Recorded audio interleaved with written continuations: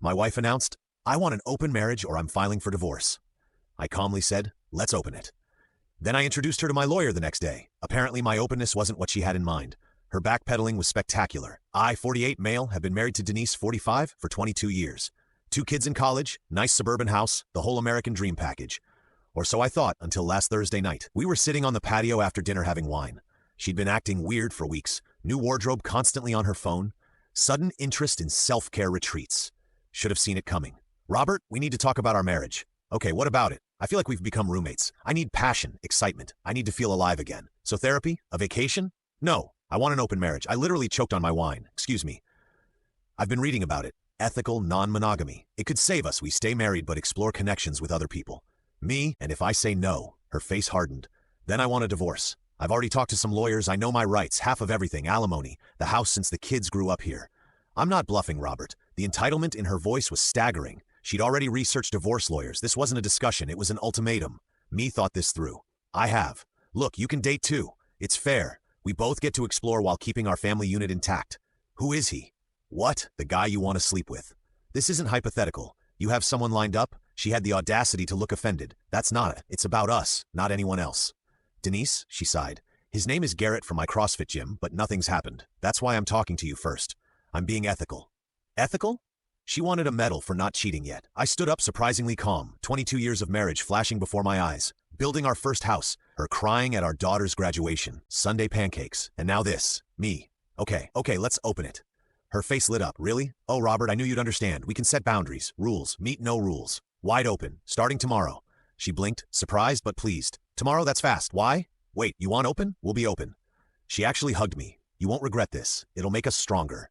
I didn't hug back, just said I was tired and went to bed in the guest room. She was too excited to notice the coldness in my voice. Spent the whole night on my laptop. Emails, documents, screenshots. By 4 a.m. I had a plan. Update one Friday morning came quick. Denise was practically glowing at breakfast, probably texting Garrett already. Denise. "So I was thinking we should establish some ground rules, like no bringing people to the house. Always use protection. Actually, I have a lunch meeting today." "A work thing?" "No, a date." She stopped mid-bite of her toast. "Already with who?" "You'll meet her at dinner. I invited her over." "You what?" "Robert, we agreed no bringing people home." "No, you suggested that 5 seconds ago." "I said no rules, remember?" Wide open. Her jaw tightened. "Fine, who is she?" "Me, you'll see." 7. Left her sputtering and drove to my actual destination, my brother Alan's law firm. Not for divorce papers, for something better. Alan specializes in family law, but also does contracts. We spent 3 hours drafting an absolutely bulletproof open marriage agreement, every detail spelled out. Both parties consent to non-monogamous relationships. All marital assets remain separate from any new relationships. No marital funds can be spent on other partners. Either party can terminate the agreement with 30 days' notice. If terminated, standard divorce proceedings apply. Both parties waive rights to claim adultery as grounds for divorce. Detailed financial disclosures required monthly. The kicker, a clause stating that whoever initiates divorce within 1 year of signing forfeits claims to alimony. Alan looked at me over his glasses. "This is brutal, Rob." Me. She wanted to play. "Let's establish the rules properly." That evening, Denise was a nervous wreck. She changed outfits 3 times, cleaned obsessively. Garrett was forgotten. She was too focused on who I was bringing home. Doorbell rang at 7 p.m. sharp. I opened it to Rebecca Thornton, Alan's senior partner. 62 years old, silver-haired, wearing a power suit that probably cost more than our mortgage payment. "Meet Denise. Meet Rebecca." Denise's face was priceless, relief mixed with confusion. "Oh, nice to meet you. You're a bit older than I expected." Rebecca smiled like a shark. "I specialize in December-May relationships. Robert's exactly my type." Denise looked ill. I poured wine. "Rebecca's a lawyer, senior partner at Thornton Kravitz & Associates. How nice. Actually, I'm here professionally." "Robert retained me this afternoon." "Retained you for what?" I slid the contract across the table, our open marriage agreement to protect both of us. Denise started reading, her face getting paler with each page. "Denise, this is insane. Monthly financial disclosures, forfeiting alimony, standard protections, and consensual non-monogamy arrangements. You did research this, correct? Not like this. This is a business contract. Me, you threatened divorce and researched lawyers. I'm just being thorough. If you prefer, we can proceed with traditional divorce proceedings. I have those papers as well." She placed a second folder on the table. Divorce petition already filled out. Denise was trapped and she knew it. Sign the agreement or get divorced right now without her CrossFit boyfriend lined up as a safety net. "Denise, I need time to think. Of course, you should have your own lawyer review it. I recommend getting someone familiar with polyamory agreements." Rebecca left after an hour of explaining various clauses. Denise hadn't said 10 words.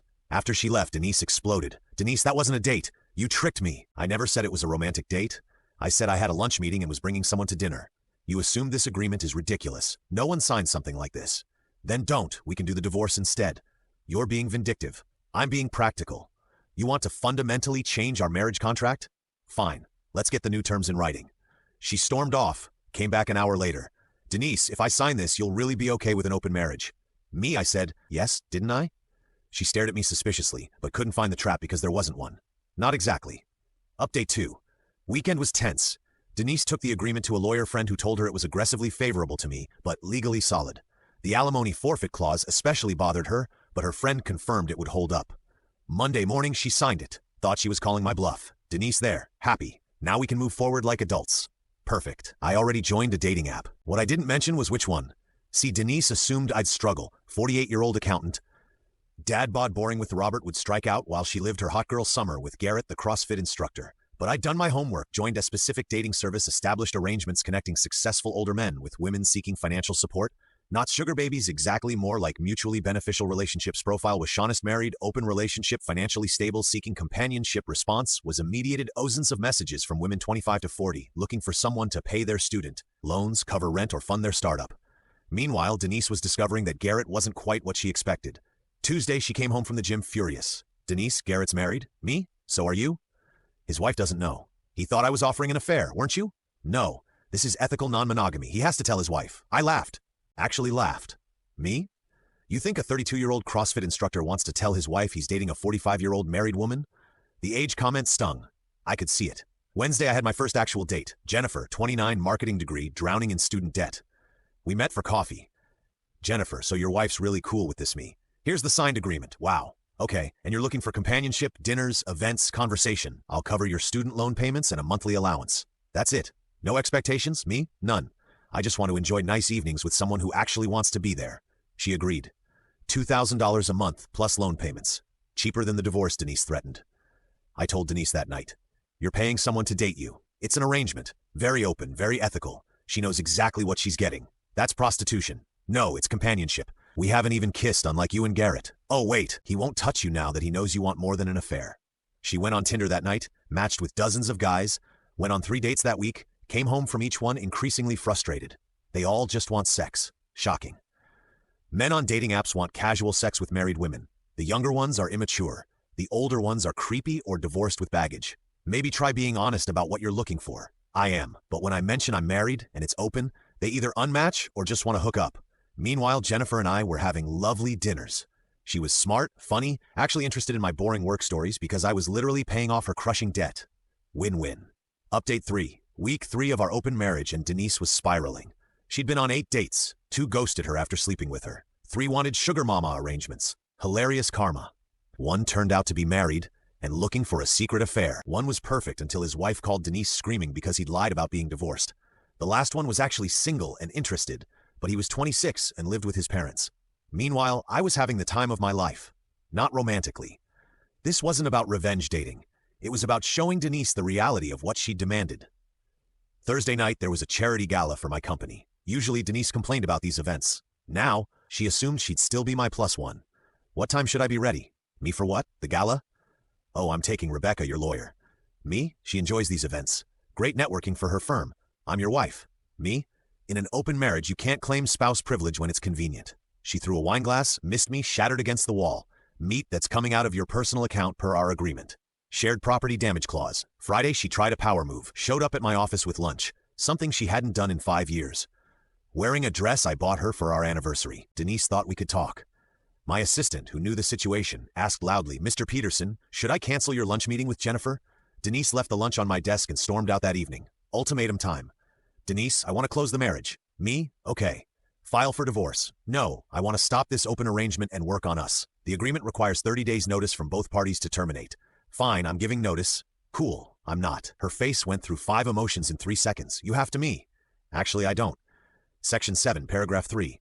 Both parties must consent to closure. Otherwise, standard divorce proceedings apply. You planned this. You demanded this. I'm just playing by the rules you insisted on. I'll divorce you anyway. Go ahead. But remember the alimony clause. And I've documented every date you've been on per our financial disclosure requirements. Your Uber receipts to men's apartments at 2 a.m. won't look great in court. She realized the trap she'd walked into. She could stay in the open marriage she now hated, or divorce and lose alimony rights while looking like the cheater. Saturday morning, she tried emotional manipulation. Denise, Robert, I love you. I made a mistake. Me? You threatened divorce to coerce me into letting you sleep with Garrett. Denise, I was confused. Midlife crisis hormones for 6 months while you researched divorce lawyers. She started crying. Real tears this time. What do you want? Me? I wanted a faithful wife. That ship sailed. So this is punishment. Me? This is what you demanded. Open marriage. I'm just better at it than you expected. Update for week 5. Denise went nuclear. First, she called my mother. Told her I was having affairs and destroying our family. Mom called me confused. Me? She demanded an open marriage. Mom, I have it in writing. Oh, honey, she played stupid games. If you're loving this wild tale of karma and drama, hit that like button and subscribe for more heart-pounding stories straight from real life. Your support means the world. Even my traditional Catholic mother was on my side. That's how badly Denise had miscalculated. Next, she tried to seduce me. Came to bed in lingerie I hadn't seen in 10 years. Denise, remember when we were Garrett? She deflated. That was cruel. Me? That was honest. Then came the investigation. She hired a private investigator to follow Jennifer, convinced she'd find something illegal about our arrangement. The PI found nothing because there was nothing to find, just dinners and conversation. But the PI did find something else. Garrett, her CrossFit crush, had started dating a 22-year-old gym member. Posted it all over Instagram. Denise saw it during spin class and had a meltdown. Got banned from the gym. Thursday, she made her biggest mistake. Went to Rebecca's law firm to threaten a malpractice suit, claiming Rebecca had taken advantage of our marital problems. Rebecca, cool as ice, pulled up security footage of our dinner. Mrs. Peterson, you're on camera reviewing and signing the agreement without coercion. You had 5 days to consider in your own legal counsel. Would you like to discuss defamation charges? Denise left humiliated. That night, she broke. What will it take? For what? To end this? To go back? We can't go back. You burn that bridge. Then forward counseling. Anything. Here's my offer. One time only. We divorce? Mediated, not contested. I keep my retirement and the investment account. You get the house, your car, and half the savings. No alimony either direction. Clean break. That's less than I'd get in a normal divorce. In a normal divorce, I wouldn't have documentation of your infidelity attempts and the signed agreement showing you initiated this. You'd really divorce me after 22 years. You ended our marriage the moment you threatened divorce to sleep with another man. I'm just handling the paperwork. She asked for time to think. I gave her the weekend. Final update. It's been 3 months since this started. Time for the conclusion. Denise took the deal. Not happily, but she took it. The mediation was quick. 2 sessions and done. The mediator actually complimented how prepared my documentation was. 22 years ended with a whimper, not a bang. The house sale closed last week. Denise got her half, but discovered that maintaining it solo plus property taxes ate up most of her salary. She's apartment hunting now. Meanwhile, I bought a nice condo downtown. 2 bedrooms, modern kitchen, 0 memories of betrayal. Jennifer and I ended our arrangement when the divorce finalized. She was grateful. I paid off $30,000 in student loans and helped her get a job at my company's marketing department. Different building, no conflicts. We're actually friends now. She sends me memes about tax season. Denise tried one last manipulation 2 weeks ago. Showed up at my condo with a bottle of wine and photo albums. Denise, remember our trip to Hawaii? Our daughter's first Christmas. Me, I remember everything, including you choosing Garrett over our marriage. I never slept with him. Because he rejected you. Not because you didn't try. She finally said what she'd been holding back. You never loved me. If you did, you would have fought for us. I loved you for 22 years. You loved me until someone with better abs showed interest. This isn't how it was supposed to go. You thought I'd be desperate to keep you, that I'd agree to anything. Classic middle-aged guy, grateful for whatever scraps his wife threw him. That's not Qley. It's exactly what you thought. You'd sleep around while I waited at home funding your lifestyle. When you got it out of your system, we'd close the marriage and pretend it never happened. Her silence confirmed everything. Instead, you discovered that Garrett wasn't interested in a relationship, that men your age want younger women or easy affairs, that dating at 45 is brutal, and that I had more options than you imagined. Denise, so you admit this was revenge? This was consequences. You wanted an open marriage as a threat. I gave you exactly what you asked for, just not how you pictured it. She left the photo albums. I threw them in the recycling. Yesterday, I ran into Garrett at a coffee shop. He tried to bro me. I ignored him. His young girlfriend asked who I was. He said nobody. Accurate. Denise, according to mutual friends, is on dating apps again. This time, honestly single. She's struggling. The men her age want younger women or casual only. The good ones are taken. The available ones have their own baggage. Welcome to reality. My kids know the basics. Mom wanted to change the marriage. Dad disagreed. We divorced. They're adults. They figured out the rest. My daughter actually said, Dad, you're happier now. She's right. Started actual dating last month. Met a woman named Carol through a hiking group. She's 44, divorced 5 years ago when her ex had an affair. We bond over betrayal humor. She saw the open marriage agreement. I kept a copy as a reminder and laughed so hard she cried. Carol, you really made her sign this. She insisted on opening the marriage, and you opened it wide. We're taking it slow. Very slow. Trust issues on both sides, but she makes me laugh. Doesn't have a CrossFit instructor on the side and thinks my dad bought his Qley. The revenge wasn't dramatic. It was methodical. Denise wanted to have her cake and eat it too. Instead, she discovered the cake was stale, the bakery was closed, and I'd already moved on to pie. She gambled our entire marriage on the assumption that I had no options and no spine. She lost everything because she couldn't imagine a world where I wasn't desperately grateful for whatever she offered. The funniest part, if she just asked for counseling, admitted she was bored, we probably could have worked it out. But she went nuclear with threats and ultimatums. So I went nuclear right back, just with better lawyers and documentation. To everyone saying I was too harsh, she literally threatened to destroy my financial future if I didn't let her sleep with other men. What would you have done? Now I wake up in my quiet condo, make coffee without anyone complaining about the smell, and actually feel peace. No walking on eggshells. No wondering if she's texting Garrett. No pretending everything's fine. Worth every penny of those student loan payments to Jennifer. Worth every awkward mediation session. Worth the 22 years we lost. Because the look on Denise's face when she realized she'd played herself, that memory alone keeps me warm at night. She wanted an open marriage. I gave her one. Not my fault she couldn't handle what she wished